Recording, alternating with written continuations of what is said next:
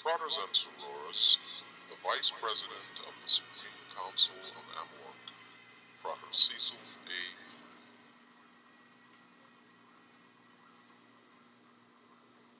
About the time of the First World War, there was a group of artists and writers that came into prominence, or notoriety, possibly is a better word, right after the war. And many of them were looked down upon by the critics of the day. They were in the period of F. Scott Fitzgerald, who now is becoming quite well known, even though you may not still agree with his writings. Another of that group was an Isabel Eberhardt, who was an artist and writer, and whose work never got to be very well known. But it was her that led me to these comments, because I want to read a quotation from one of her rather obscure writings. And I think it holds a lot of meaning for what I want to say here this afternoon. Remember, she was both a writer and an artist. She wrote this: "There are different tints in the sky of our lives. The past is rosy. The present is gray. The future is blue.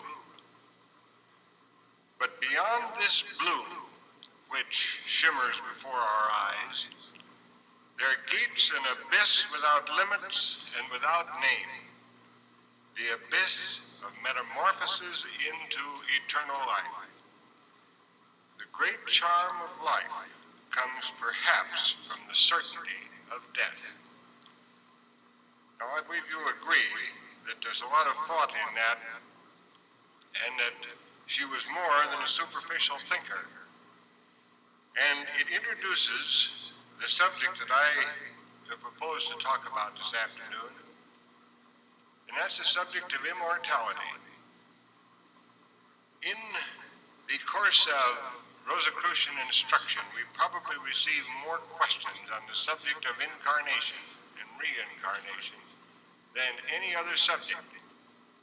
And in focusing attention on the part of some students on reincarnation, you may forget that reincarnation is only one phase of the broader concept of immortality.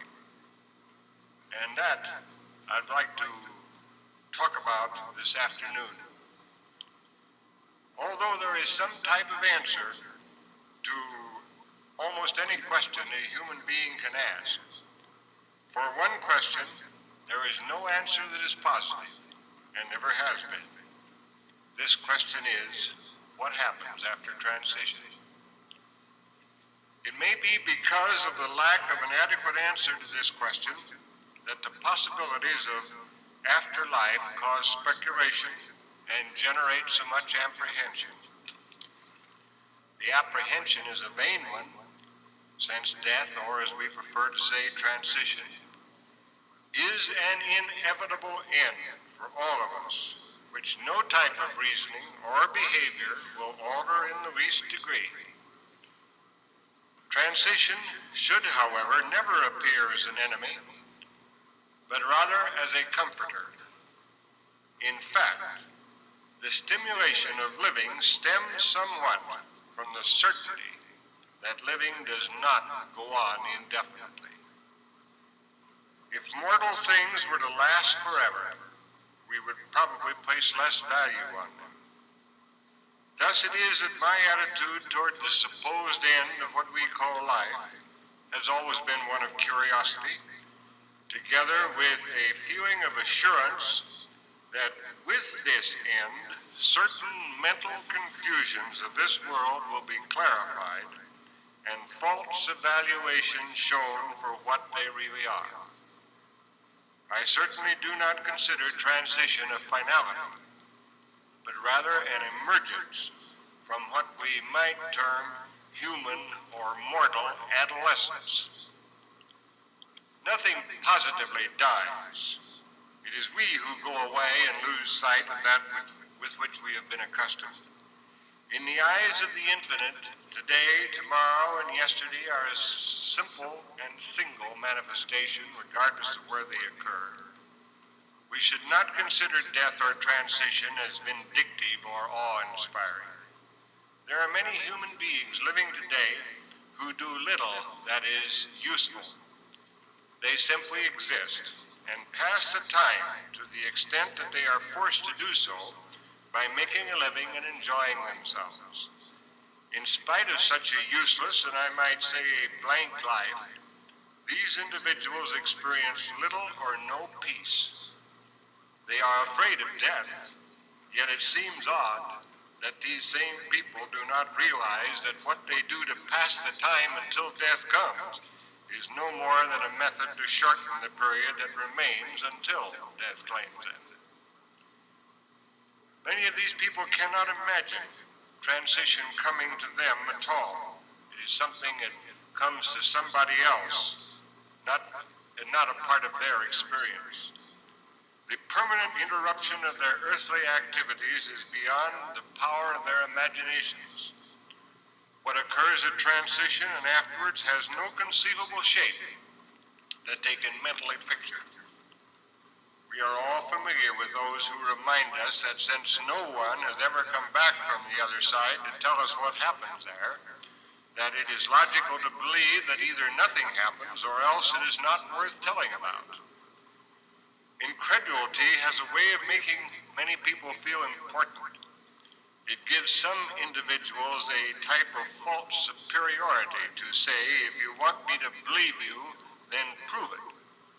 To this type of individual, anything which cannot be demonstrated is impossible to accept, in the same way as the man who has been blind from birth cannot conceive the natural phenomena of daylight.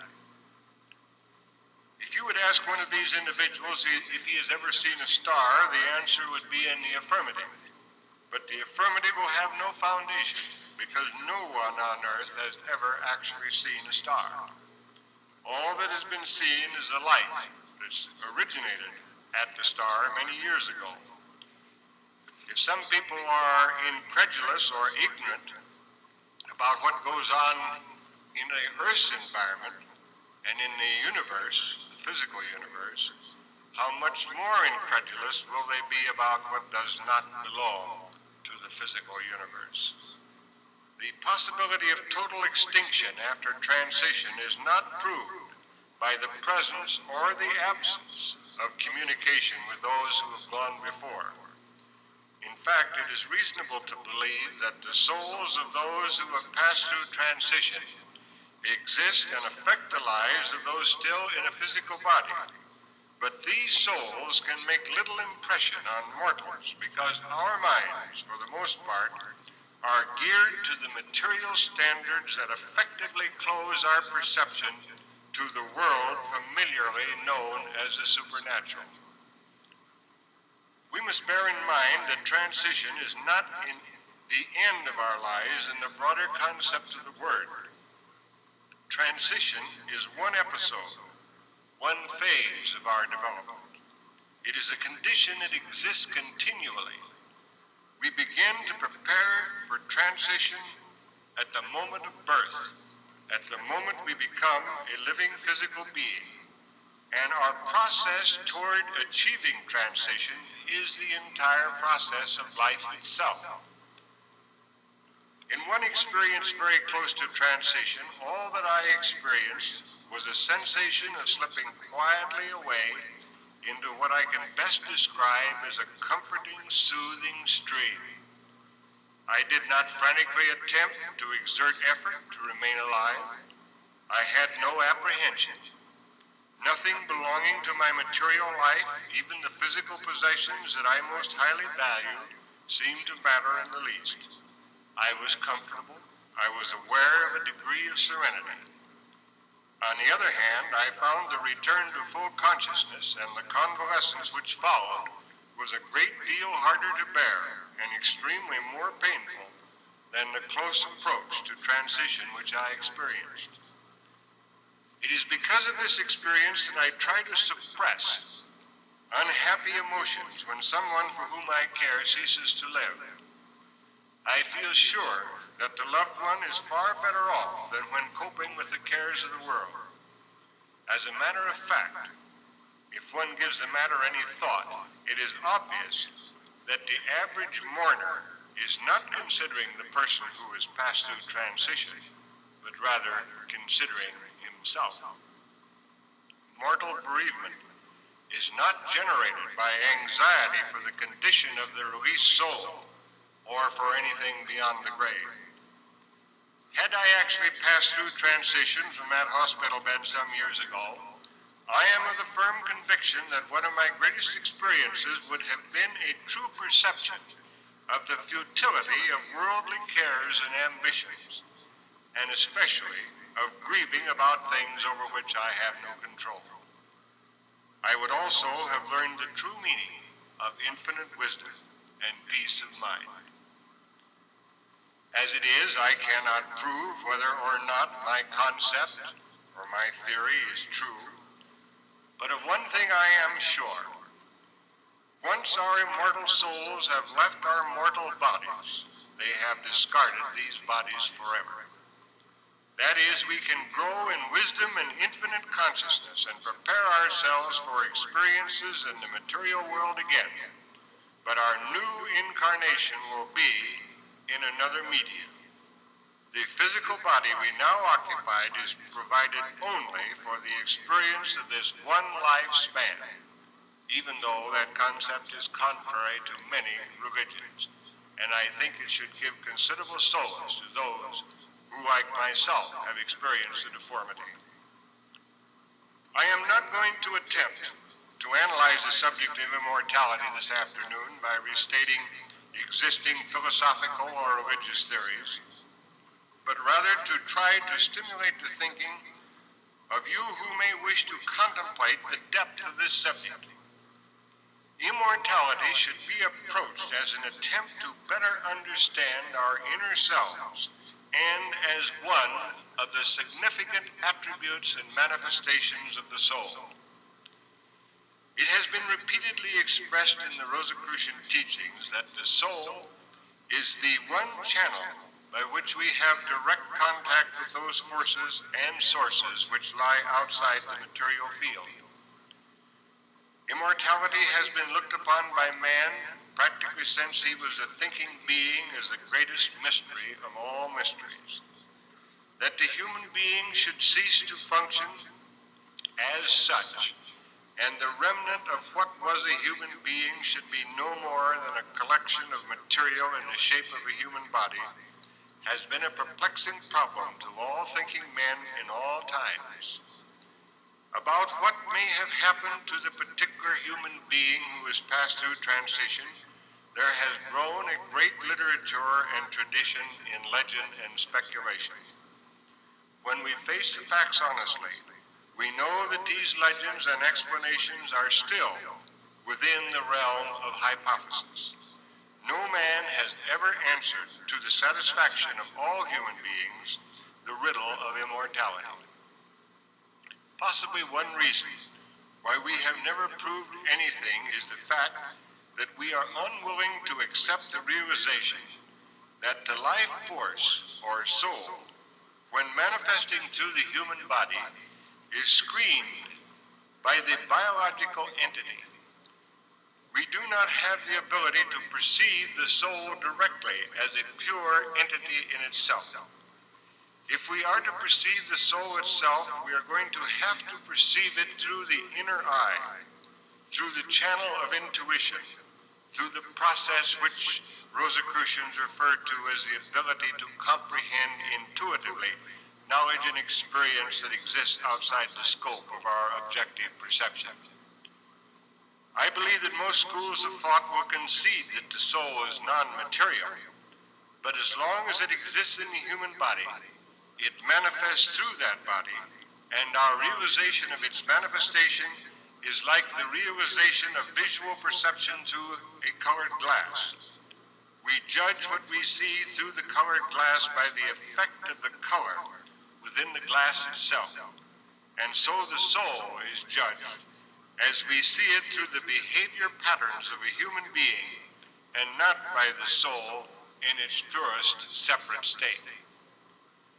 This thinking has led us to exaggerate the importance of the ego, of the individuality of the human being.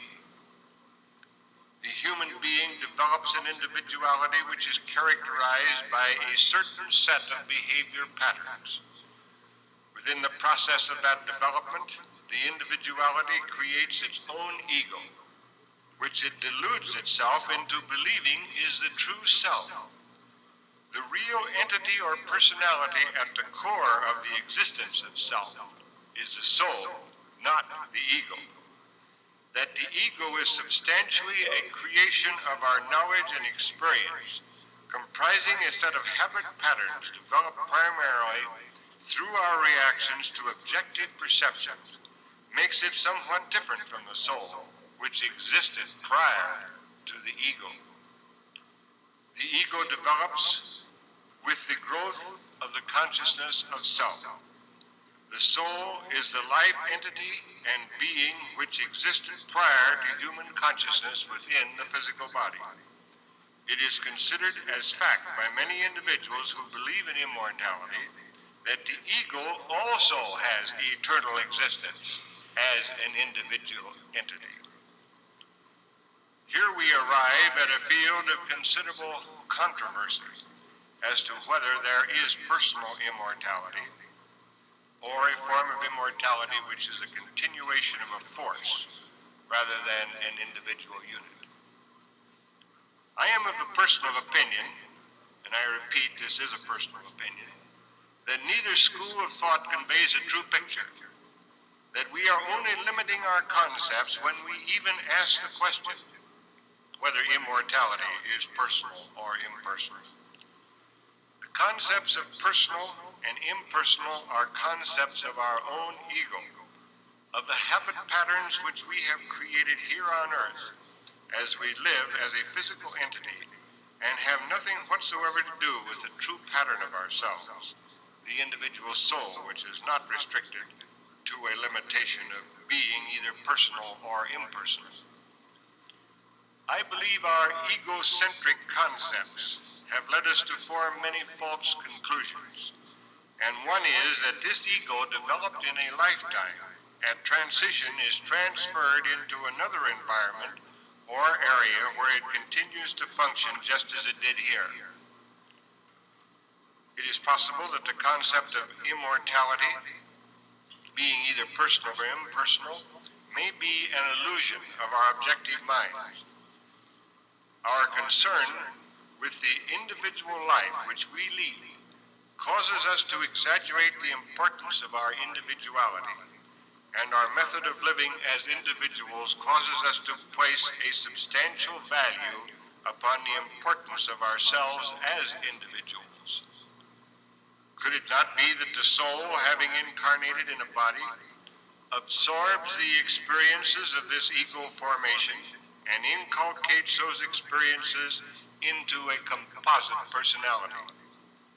The soul is a composite of many experiences and becomes a more broad, more comprehensive force than any pattern or system of behavior that could be developed in the experience of one individual in one lifetime. The silver thread has been used symbolically as a term meaning the connecting link between our Creator and the life spark within us. Whether or not it is based upon evidence or truth is unimportant. Symbolically, the silver thread can be considered the evidence or the description of the link between the source of life and the individual manifestations of life which we observe in the physical world.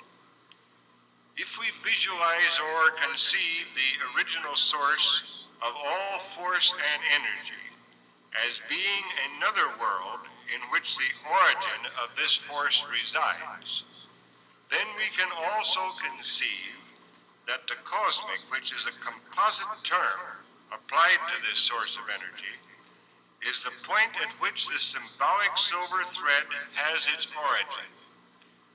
Not only does this thread have its origin in the cosmic, but it is the channel by which the soul receives its nourishment and is maintained.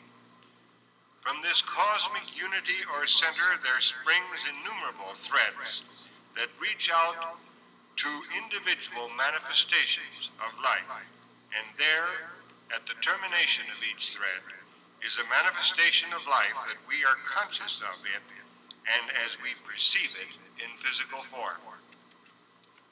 The complete pattern and explanation of how the soul, connected symbolically by a thread with its original source, functions on a physical basis is difficult to explain, because we simply do not know enough of the particulars to put all the pieces of this vast cosmic puzzle together. But that it does exist, there is no denying. And when life in a physical body has run its course in what we materially call time, this thread goes back into the source from which it comes, just as an extended rubber band returns to its original size and shape when left alone. The soul returns carrying with it the experiences in which it has participated while incarnated in a physical body. In a manner not known now, it adds to the total of the original source to which it returns, so that all knowledge, all life, and all energy includes an accumulation of the total experience of all lives that have ever been lived on a material plane. It is not my intention to present an argument denying the possibility of personal immortality. That is not what I intend to imply. I firmly believe in the possibility of personal immortality. And like many other individuals, I would like to be able, for my own personal satisfaction, to prove myself right or wrong. However, I believe the speculating upon subjects merely for personal satisfaction is not in the best interest. In a degree, it's using time that could be better spent in understanding ourselves under existing circumstances. We're put here to live now, not necessarily in the future. We can conceive of the silver thread as being threads of existence which return to their source. In another world, which is the storehouse of all energy and wisdom, each personality may have a function, just as individual parts have functions in a physical apparatus. The individual soul may play a part in the vast cosmic drama. I have written before that this other world, removed from the physical plane of which we are now consciously aware, is the true home of the soul, and that the soul's residence outside the immaterial is temporary. In other words, we are in the temporary state now. Those who have tried to prove immortality or the existence of life after death by using as a standard of judging of man's conscious awareness on the physical plane are trying to carry over into a non-material area a function that may not equally apply to both a material and a non-material area or circumstance.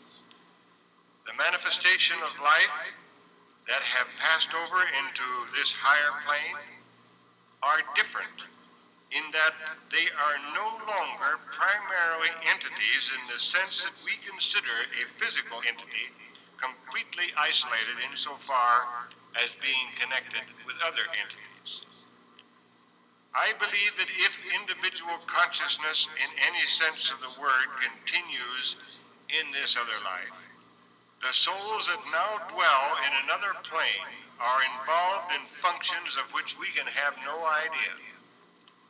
Therefore, if we expect those souls to make themselves known to our consciousness, we may be completely deluding ourselves because we are not taking into full consideration the transitory, temporary nature of the physical world in which our soul manifests through the medium of the body for only a very limited time. As a temporary place of being, we can realize that once we have been released from it, our attention and concern will also be directed away from it. And we will not be using what we might describe on a physical plane as valuable time for the purpose of dealing with a lesser plane on another level from which we have already evolved. If you had your choice of living in a mansion or a hovel, you probably would not spend very much time in the hovel, if any at all. So, if our souls are a part of the original energy that caused the universe to exist, a part of the body and nature of the Godhead itself, we are only going to spend time away from that source, which may be required while we are incarnated in a human body. When that obligation is fulfilled, temporarily or permanently, we're going to return and dwell in the true realm of our existence, that of the eternal, with the full realization that the pain and sorrow, the grief and problems that exist on a physical plane are even more transitory than the plane itself. To our immortal soul, the memory of our loved ones will remind the personality of the soul that they too will soon be released from the material restrictions, and our concern for them will be like our tolerant smile for a child who cries because he lost a piece of candy. Sometimes revising our concepts helps us to clarify those phases of misunderstanding which may be directing our philosophy of life in the wrong direction. We can conceive of the eternal as an area that is God and God's domain, or we might say eternity is the cosmic domain, where everything begins and reaches ultimate perfection, and from which all that exists in the meantime receives sustenance. This area, or state of being, should be the most highly desirable state of being in which there is possible for any conception to be directed. We live to grow in awareness of that force within us, with the realization that when the proper time comes, the segment of that force manifesting as life and soul within us snaps back and returns immediately to be a part of the cosmos. We can rest assured that the ego, which we have created in our earthly life, while of great importance now, will be looked upon in an entirely different light when we are aware of the universality of the cosmic line of which we are segments. It is within the experience of all men to seem to remember incidents that lie beyond the reach of memory, to seem to recall occurrences that are beyond recall. Flashes of recollection momentarily light up experiences of the past that are familiar yet not familiar. Perhaps at such times we approach nearer unto the truth concerning a life before this which we now live, and a life beyond the certain end which we now see. It is this presentiment of things which lie beyond our present reach and understanding that causes men to accept this life as a time of preparation for a greater life that lies beyond. Our best preparation for the full realization of life and the understanding of immortality is by living so that we gain some knowledge of the life force within us and consider the true values that are to be found in the permanency of the immortal soul.